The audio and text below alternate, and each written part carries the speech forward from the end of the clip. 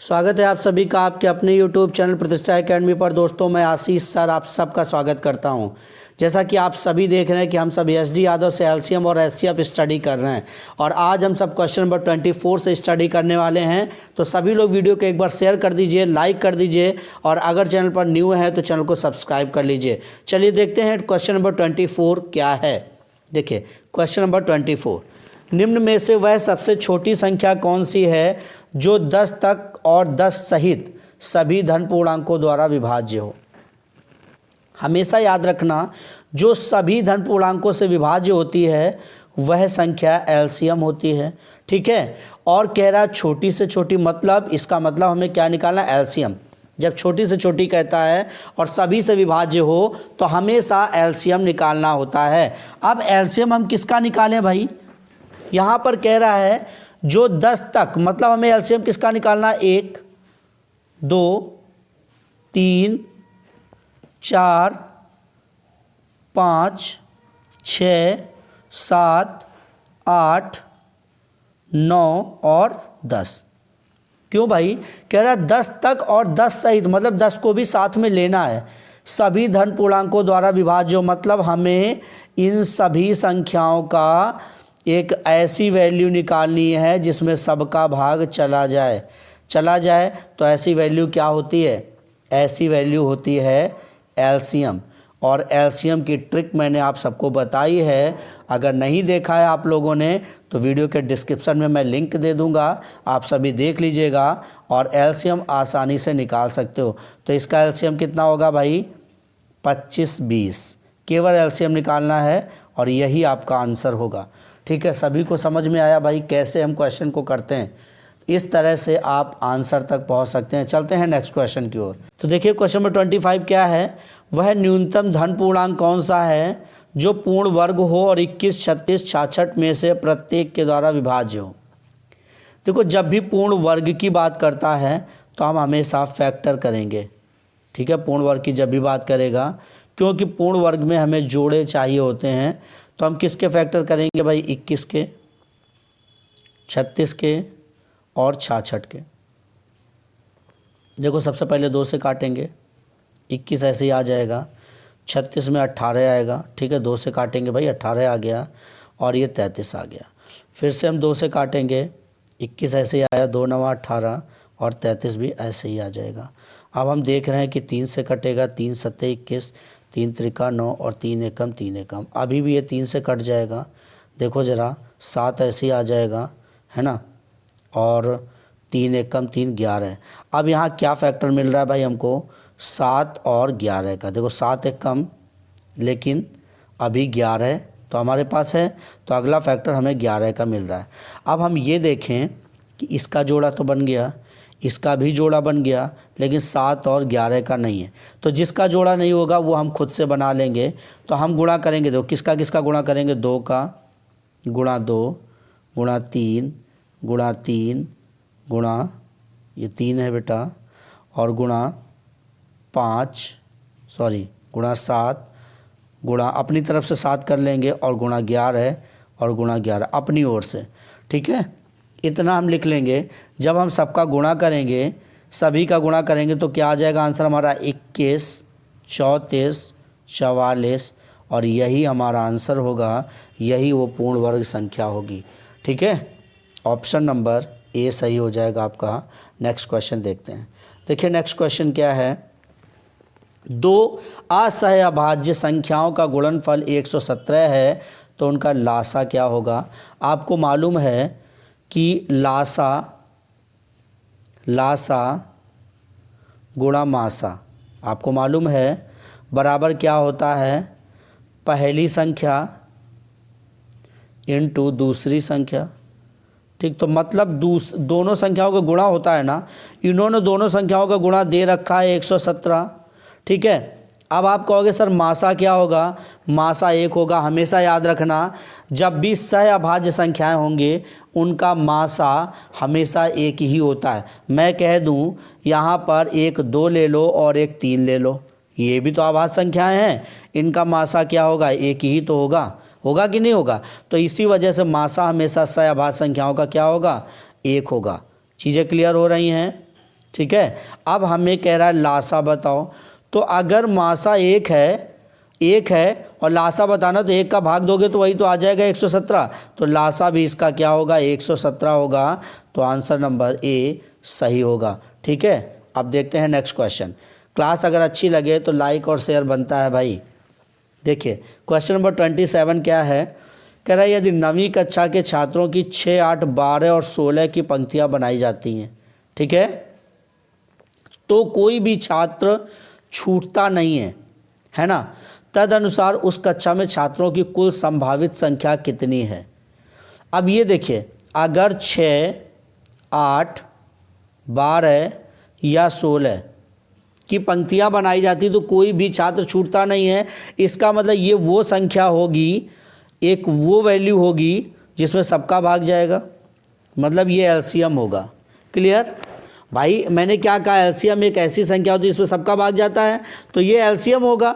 अब एलसीएम देख लो ज़रा, इसका एलसीएम क्या होगा। आपने देखा कि इसका एलसीएम 48 आ गया।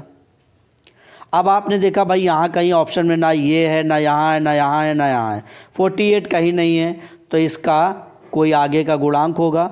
48 में 2 का गुणा करो, देखो क्या बन रहा है, 96 बन रहा है। बिल्कुल देखो 96 है, ऑप्शन नंबर डी आपका राइट आंसर होगा। समझ में आया भाई आप लोगों को, तो कैसे हम इस टाइप के क्वेश्चन को आसानी से करते चले जा रहे हैं। चलते हैं नेक्स्ट क्वेश्चन की ओर।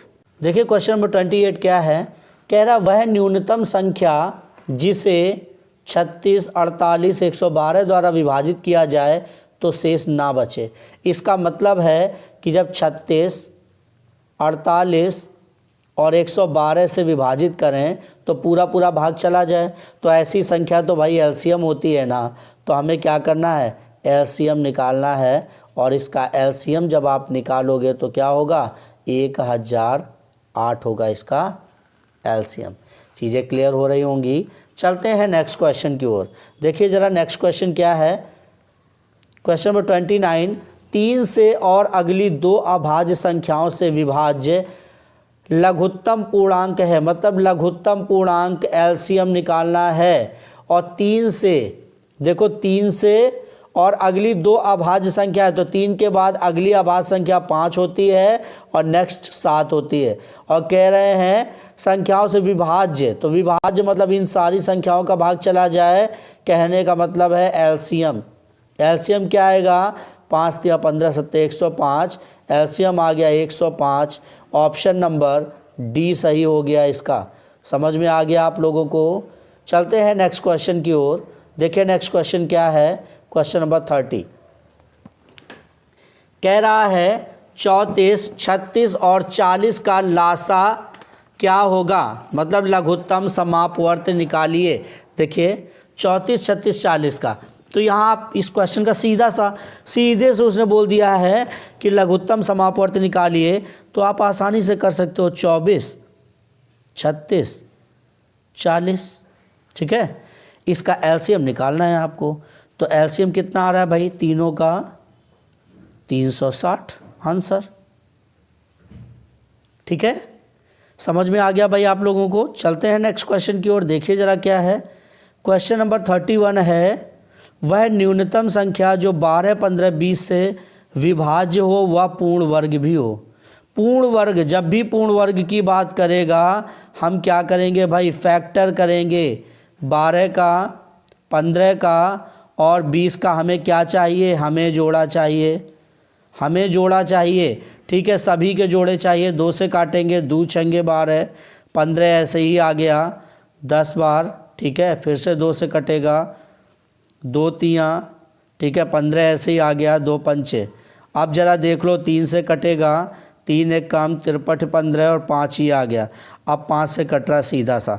तो हमें अब देखो ये वाला हमें जोड़ा मिल गया, हम इसके लिए अपनी ओर से एक्स्ट्रा बढ़ाएंगे और इसको भी एक्स्ट्रा बढ़ाएंगे। मतलब हम क्या करेंगे, देखिए ज़रा, हम लिखेंगे 2 × 2 × 3 × 3, हम 3 अपनी ओर से लिख लेंगे, और × 5 × 5।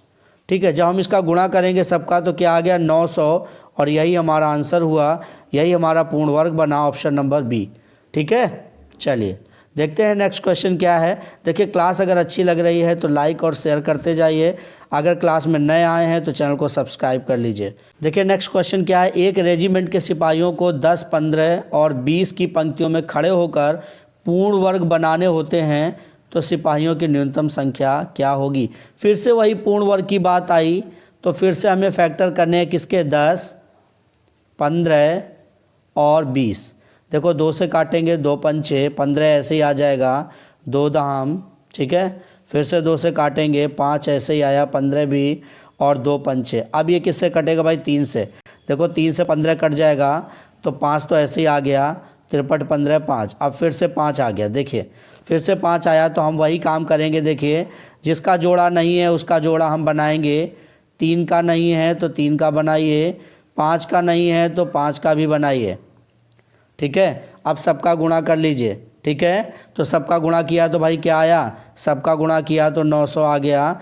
यही हमारा आंसर। देखिए ज़रा, 5 25, 25 तिया 75, 75 दूनी 150, 150 दूनी 300, 3 त्रिका 900, 900 हमारा आंसर ऑप्शन नंबर सी। समझ में आ गया होगा आप लोगों को। चलते हैं नेक्स्ट क्वेश्चन की ओर। देखिए कह रहा है कोई विद्युत तार केवल 1 मीटर, देखिए 1 मीटर है, के गुणज में ही बेचा जाता है और कोई ग्राहक प्रति 85 सेंटीमीटर लंबाई वाला कई तार चाहता है, ठीक है। व्यर्थ होने से बचने के लिए तथा काम करने के लिए उसे न्यूनतम लंबा तार खरीदना होगा। न्यूनतम की बात कर रहा है ना। न्यूनतम मैंने बोला है छोटी से छोटी संख्या क्या होती है, एलसीएम। तो भाई एलसीएम हम किसका निकालें, ये लिखा है 1 मीटर और ये है 85 सेंटीमीटर।